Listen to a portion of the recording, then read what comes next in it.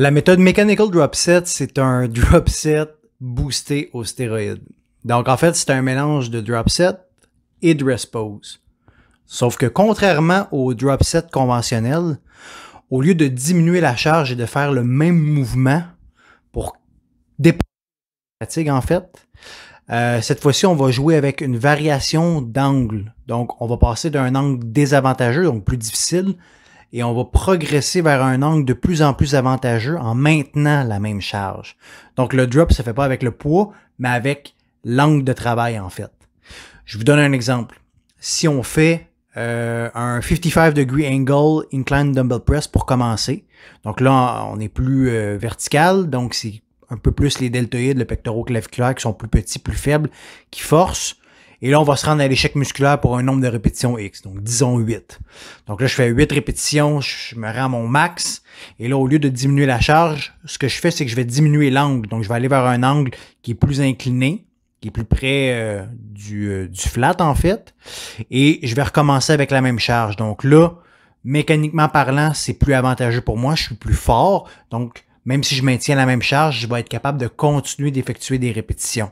Et ensuite, quand j'atteins ma limite, et là, je vais encore rediminuer une deuxième fois. Et là, je vais aller, par exemple, à plat, où ce que là, c'est plus le pectorosternal, qui est plus gros en fait, qui va être en mesure de forcer et que l'angle est un petit peu plus avantageux encore une fois. Et même avec la même charge et l'accumulation de fatigue, je devrais être capable de continuer. Donc, c'est vraiment une méthode très efficace dû au fait que l'intensité reste toujours la même, donc la charge reste toujours la même, et qu'on fait seulement rendre ça plus facile en changeant l'angle. Mais malgré le fait qu'on s'en va vers un angle plus avantageux, il y a quand même une accumulation de fatigue à travers les séries qui se font, vu que le temps d'effort est long et qu'on prend pas de pause. Et ça fait en sorte que même si on diminue l'angle, ben, ça reste quand même très difficile. Là. Vous ne serez pas capable de faire 25 répétitions supplémentaires.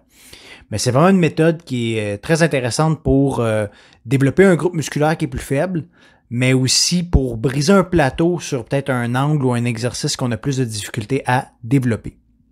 Comme c'est une méthode qui a un niveau d'intensité qui est élevé, un temps d'effort qui est élevé, le temps de repos doit être ajusté en conséquence. Donc, généralement, on va augmenter le temps de repos de 50%, voire même 100% chez certaines personnes, tout dépendant de l'exercice.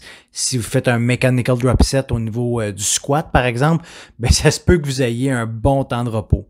Donc, si on reprend mon exemple du incline dumbbell press, généralement, le temps de repos va être autour de 60 à 75 secondes. Bon, ben là, ça peut peut-être être 90 secondes, voire 2 minutes. Et comme c'est une série qui est assez intense, on peut pas en faire 5-6 comme ça. Là.